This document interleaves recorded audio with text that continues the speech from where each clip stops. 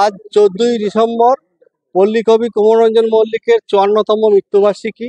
সেই উপলক্ষে আমরা বিধান শিশু উদ্যানে অতুল্য ঘোষ সভাগৃহে পল্লীকবি ও আদালত শীর্ষক এক স্মরণিকা প্রকাশ অংশগ্রহণ করলাম। আজ আমাদের স্মরণিকা প্রকাশ হলো।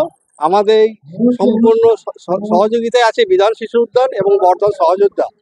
আজকে আমাদের উপস্থিত ছিলেন West Bengal real estate appellate ট্রাইব্যুনালের চেয়ারপারসন জাস্টিস রবীন্দ্রনাথ সামন্ত, রবীন্দ্রভারতী সোসাইটি সাধারণ সম্পাদক সিদ্ধার্থ মুখোপাধ্যায়, বিধান শিশু উদ্যানের সম্পাদক গৌতম তালুকদার, আর লালবাজারের ল সেকশনের অফিসার এবং কবি সমরেন্দু চক্রবর্তী, ল্যান্ড ট্রাইব্যুনাল বার অ্যাসোসিয়েশনের বারের সেক্রেটারি বিষ্ণুপ্রিয় রায়, সিটি সেশন কোর্টের সিনিয়র পিপি অলোক কুমার দাস, কলকাতা হাইকোর্টের আইনজীবী বৈদুর্য ঘোষাল, মাসুদ করিম, গৌতম ভর্ম প্রমুখ আমাদের এসেছিলেন।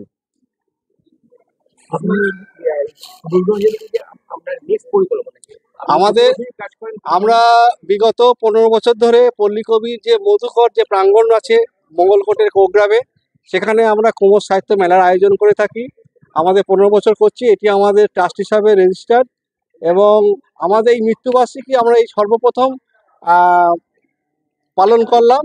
এবং বিধান শিশু উদ্যান যেভাবে আমাদের পাশে দাঁড়িয়েছে, এটি প্রায় এই সংস্থার সঙ্গে 5000-এর বেশি ক্ষুদে যারা পড়ুয়া, তারা এখানে মানে যোগা, নাচ থেকে আরম্ভ করে পড়াশোনা সমস্ত কিছু এখানে এক প্রকার বিনামূল্যেই চলে।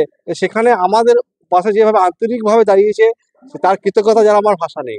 আমি মোল্লা জসিমউদ্দিন, কুমোর সাহিত্য মেলা কমিটির সম্পাদক। পল্লীকবি ও আদালত এই জন্য আমরা নামটা দিয়েছি। পল্লীকবির ছেলে জ্যোৎস্না মল্লিক ডিস্ট্রিক্ট জাজ ছিলেন, ওনার ছেলে সুরেন্দ্রনাথ মল্লিক কলকাতা হাইকোর্টে জাস্টিস ছিলেন।